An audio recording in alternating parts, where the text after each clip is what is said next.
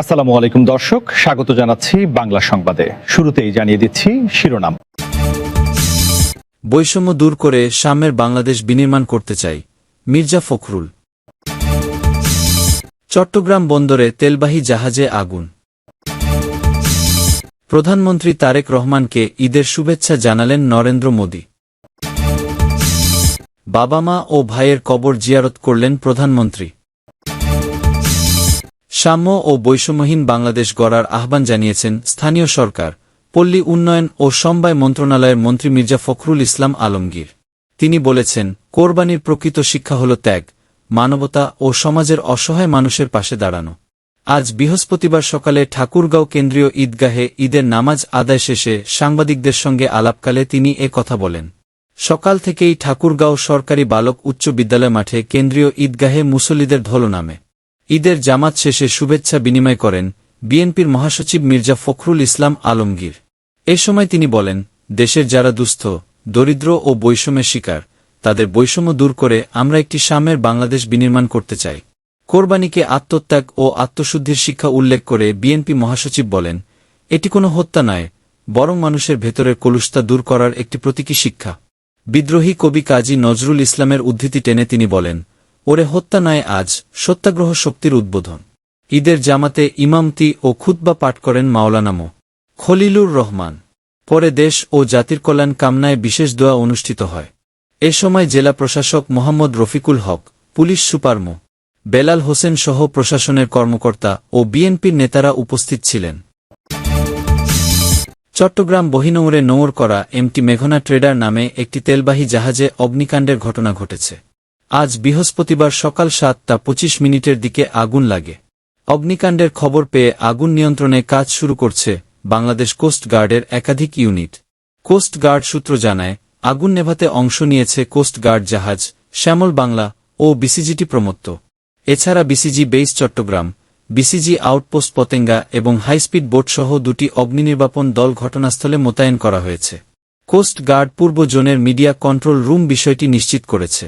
তবে তাৎক্ষণিকভাবে আগুন লাগার কারণ ও ক্ষয়ক্ষতির পরিমাণ জানা যায়নি। আগুন নিয়ন্ত্রণে আনতে সংশ্লিষ্ট বাহিনীর সদস্যরা কাজ চালিয়ে যাচ্ছেন বলে জানান কোস্টগার্ড। প্রধানমন্ত্রী তারেক রহমান ও বাংলাদেশের জনগণকে পবিত্র ঈদুল আজহা উপলক্ষে আন্তরিক শুভেচ্ছা জানিয়েছেন ভারতের প্রধানমন্ত্রী নরেন্দ্র মোদি।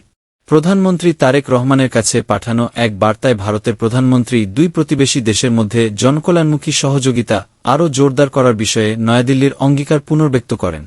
ঢাকাস্থ ভারতীয় হাইকমিশনের বরাত দিয়ে জানানো হয়, বার্তায় মোদি বাংলাদেশের ভাতৃপ্রতিম জনগণকে ভারতের জনগণ ও সরকারের পক্ষ থেকে শুভেচ্ছা জানান। বার্তায় নরেন্দ্র মোদি লিখেছেন, এই পবিত্র উৎসব ভারতের সমৃদ্ধ ও বৈচিত্র্যময় সাংস্কৃতিক ঐতিহ্যের একটি অবিচ্ছেদ্য অংশ। ভারতের কোটি কোটি মুসলিম অত্যন্ত আনন্দ ও উদ্দীপনার সঙ্গে এই উৎসব উদযাপন করছেন। তিনি আরও উল্লেখ করেন, ঈদুল আজহার ত্যাগ, সহানুভূতি ও ভ্রাতৃত্বের শাশ্বত আদর্শকে সমুন্নত রাখে, যা একটি শান্তিপূর্ণ ও অন্তর্ভুক্তিমূলক বিশ্ব গড়ে তোলার জন্য অত্যন্ত অপরিহার্য। ভারতের প্রধানমন্ত্রী দ্বিপাক্ষিক সম্পর্কের কথা তুলে ধরে বলেন, যৌথ আত্মত্যাগ, সাংস্কৃতিক মিল এবং শান্তি, স্থিতিশীলতা ও প্রবৃদ্ধির পারস্পরিক আকাঙ্ক্ষার ওপর ভিত্তি করে ভারত ও বাংলাদেশের মধ্যে এক গভীর সম্পর্ক গড়ে উঠেছে। তিনি বলেন, বিভিন্ন ক্ষেত্রে জনমুখী পারস্পরিক সহযোগিতা আরও জোরদার করতে ভারত সরকার বাংলাদেশের সাথে ঘনিষ্ঠভাবে কাজ করতে আগ্রহী। মোদি আশা প্রকাশ করে বলেন, দ্বিপাক্ষিক অভিন্ন উন্নয়নের লক্ষ্য ও ভাবনা দুই দেশের জনগণের অগ্রগতি ও সমৃদ্ধিতে ভূমিকা রাখবে। নরেন্দ্র মোদি বাংলাদেশের প্রধানমন্ত্রী তারেক রহমানের সুস্বাস্থ্য ও কল্যাণ কামনা করেন এবং সেই সঙ্গে বাংলাদেশের জনগণের নিরবচ্ছিন্ন অগ্রগতি ও সমৃদ্ধি কামনা করেন। পবিত্র ঈদুল আজহার নামাজ আদায়ের পর বাবা শহীদ রাষ্ট্রপতি জিয়াউর রহমান, মা সাবেক প্রধানমন্ত্রী বেগম খালেদা জিয়া এবং ছোট ভাই আরাফাত রহমান কোকোর কবর জিয়ারত করেছেন প্রধানমন্ত্রী তারেক রহমান। আজ বৃহস্পতিবার সকালে জাতীয় ঈদগাহে ঈদের নামাজ শেষে সকাল 8:38 শেরেবাংলা নগরে বাবা মায়ের সমাধিস্থলে যান প্রধানমন্ত্রী ও তার সহধর্মিণী জুবাইদা রহমান। প্রথমে প্রধানমন্ত্রী ও তার সহধর্মিণী একান্তে কবর জিয়ারত করেন। পরে ফাতেহা পাঠ ও মোনাজাতে অংশ নেন। এরপর বিএনপি চেয়ারম্যান তারেক রহমান দলের নেতাদের নিয়ে বাবা মায়ের কবরে ফাতেহা পাঠ করেন এবং বিশেষ মোনাজাতে অংশ নেন। পরে নেতাদের সঙ্গে নিয়ে কবরে পুষ্পস্তবক অর্পণ করেন তিনি। এ সময় উপস্থিত ছিলেন বিএনপির স্থায়ী কমিটির সদস্য ও স্বরাষ্ট্রমন্ত্রী সালাহুদ্দিন আহমদ, সমাজকল্যাণ মন্ত্রী এজেডএম জাহিদ হোসেন, প্রধানমন্ত্রীর রাজনৈতিক উপদেষ্টা ও বিএনপির জ্যেষ্ঠ যুগ্ম মহাসচিব রুহুল কবির রিজভী, প্রতিরক্ষা উপদেষ্টা একেএম শামসুল ইসলাম, স্থানীয় সরকার প্রতিমন্ত্রী মীর শাহে আলম, ঢাকা উত্তর সিটি কর্পোরেশনের প্রশাসক শফিকুল ইসলাম খান এবং সংসদ সদস্য এসএম জাহাঙ্গীর।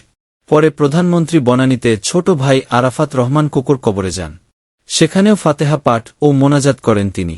এ সময় প্রধানমন্ত্রীর সঙ্গে ছিলেন তার সহধর্মিণী জুবাইদা রহমান, স্বরাষ্ট্রমন্ত্রী সালাহুদ্দিন আহমদ, সমাজকল্যাণ মন্ত্রী এজেডএম জাহিদ হোসেন এবং স্থানীয় সরকার প্রতিমন্ত্রী মীর শাহে আলম।